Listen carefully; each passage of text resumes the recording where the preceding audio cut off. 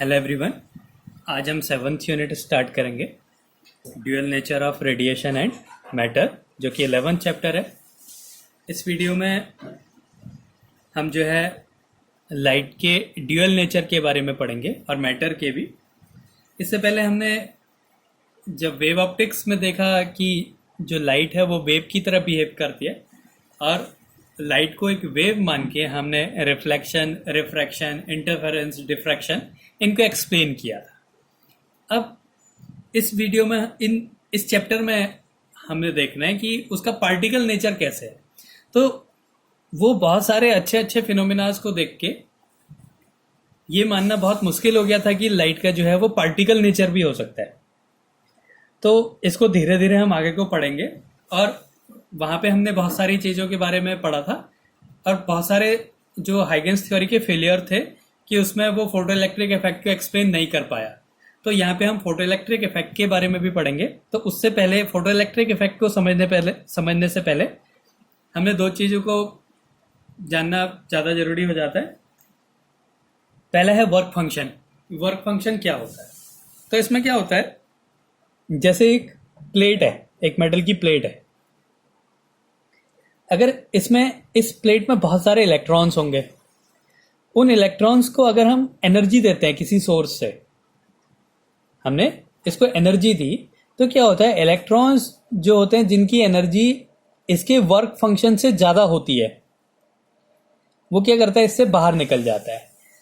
Work function का मतलब है ऐसी एनर्जी जो कि इलेक्ट्रॉन को उसकी सरफेस पे ले आता है। इसमें बहुत सारे इलेक्ट्रॉन्स होंगे, तो हमने किसी इलेक्ट्रॉन को एनर्जी दी और वो उसकी सरफेस पे आ गया, तो हम उस मिनिमम एनर्जी को बोलते हैं वर्क फंक्शन। तो it is the amount of minimum work required on electron of a metal so that it is emitted out from the surface. उस सरफेस पे आ जाता है, उससे बाहर नहीं जाएगा। उसकी सरफेस पे लाने के लिए, सरफेस के बाहर लाने के लिए जो एनर्जी रिक्वायर्ड होती है, एनर्जी का मतलब है जो काम वर्क करना पड़ता है हमें, उसे हम बोलेंगे वर्क फंक्शन। तो it is the minimum work required, it is the amount of minimum work required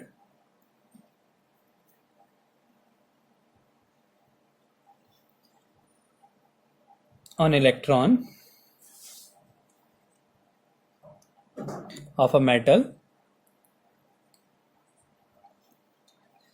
so that it is emitted out from the surface। एक मेटल में एक इलेक्ट्रॉन को हमने इतनी एनर्जी दी कि वो उसकी सरफेस के बाहर आ गया, तो उसने जो वर्क करा उसको हम बोलेंगे वर्क फंक्शन। ये वर्क फंक्शन भी एक एनर्जी है, इसको हम फाई से रिप्रेजेंट करते हैं और ये होता है एच न्यू नॉट। तो इसमें हम ये भी पढ़ेंगे कि जो लाइट है उसको हम अब फोटॉन्स बोलेंगे, और फोटोन जो है वो एक पार्टिकल की तरह बिहेव करेंगे। वो जब किसी सरफेस पे स्ट्राइक करेगा तो वो पार्टिकल की तरह बिहेव करेगा। तो ये वर्क फंक्शन है फाई एच न्यू नॉट। जो एच है वो प्लैंक कांस्टेंट है,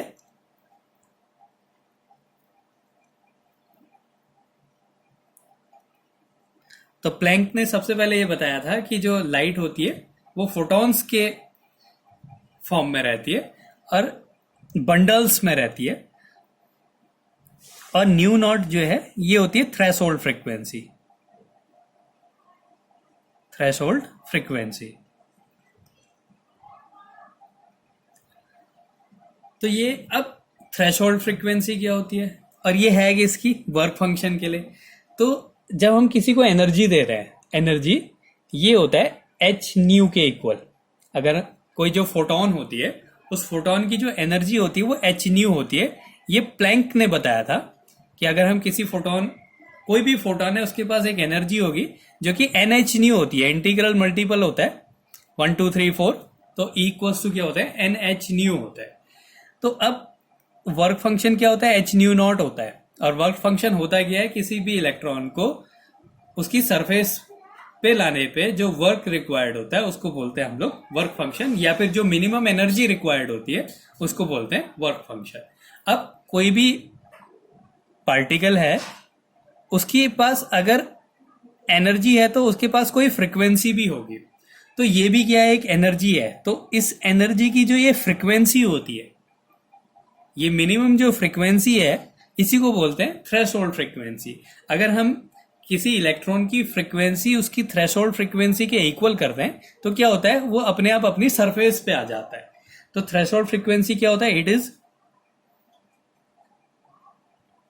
थ्रेशोल्ड फ्रीक्वेंसी। ये आगे फोटो इलेक्ट्रिक इफेक्ट्स में काफी यूज होंगे, तो ये और ज्यादा अच्छे से एक्सप्लेन होगा जब हम फोटो इलेक्ट्रिक इफेक्ट्स को पढ़ेंगे और डेविसन जर्मर का एक्सपेरिमेंट्स को पढ़ेंगे, तो यहाँ पे और ज्यादा क्लियर होता जाएगा। तो थ्रेशोल्ड फ्रीक्वेंसी क्या होता है, it is the minimum frequency, minimum frequency which is required to emit an electron, and it is just sufficient for that. Such electron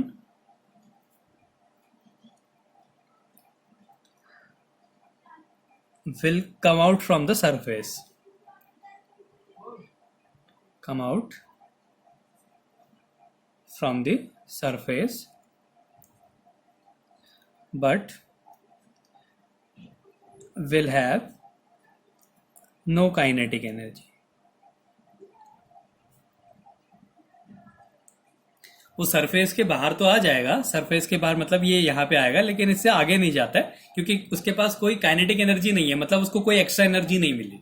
अगर हम इसको वर्क फंक्शन से ज्यादा, मान लिया ये यहाँ पे था, हमने इसको एनर्जी दी तो क्या होगा, ये जो है यहाँ से यहाँ आ जाएगा। तो इस टाइम में जो इसकी एनर्जी यूज हुई वो हुई एच न्यू नॉट, और ये जो न्यू नॉट है इसकी थ्रेशोल्ड फ्रीक्वेंसी है, दोनों एक ही चीज है। इसमें हमने वर्क फंक्शन में पूरी एनर्जी को बताया, उस एनर्जी की जो फ्रीक्वेंसी होती है उसे हम थ्रेशोल्ड फ्रीक्वेंसी कहते हैं। इससे क्या होता है, अगर हम किसी इलेक्ट्रॉन को उसकी थ्रेशोल्ड फ्रीक्वेंसी के इक्वल फ्रीक्वेंसी देते तो क्या होता है, इलेक्ट्रॉन उसकी सरफेस के बाहर आ जाता है, लेकिन उससे आगे नहीं जा पाता क्योंकि उसके पास कोई एक्स्ट्रा एनर्जी नहीं है। उस एनर्जी को हम बोल रहे हैं काइनेटिक एनर्जी। तो ये दो टॉपिक्स हैं। पहला है वर्क फंक्शन, किसी इलेक्ट्रॉन को उसकी सरफेस पे आने के लिए जो मिनिमम एनर्जी रिक्वायर्ड होती है या फिर जो मिनिमम वर्क डन करना पड़ता है उसको बोलते हैं हम वर्क फंक्शन, और उस वर्क फंक्शन की जो फ्रीक्वेंसी होती है उसी को बोलते हैं हम लोग थ्रेशोल्ड फ्रीक्वेंसी। तो यहाँ पे क्या है कि इससे पहले क्या था, जो जब हम वेव नेचर के बारे में पढ़ रहे थे तो जो मैक्स प्लैंक थे, उन मैक्स प्लैंक ने बोला कि जो लाइट होती है वो बंडल्स पैकेट्स के फॉर्म में आती है, और वो पैकेट्स जो है उसके पार्टिकल नेचर को बताते हैं, और एक पैकेट की जो एनर्जी होती है वो एच न्यू होती है। ये जो है मैक्स प्लैंक ने बताया। आगे जाके आइंस्टाइन ने इसको फॉलो करा और आइंस्टाइन ने एक अपनी फोटो इलेक्ट्रिक इक्वेशन दी, उसके लिए आइंस्टाइन को नोबेल प्राइज मिला। उसके बारे में भी हम पढ़ेंगे। तो ये पहले ये दो टॉपिक्स को ही पढ़ना है, वर्क फंक्शन और थ्रेशोल्ड फ्रीक्वेंसी। इसके आगे टॉपिक में हम फोटो इलेक्ट्रिक इफेक्ट और स्टॉपिंग पोटेंशियल्स के बारे में पढ़ेंगे।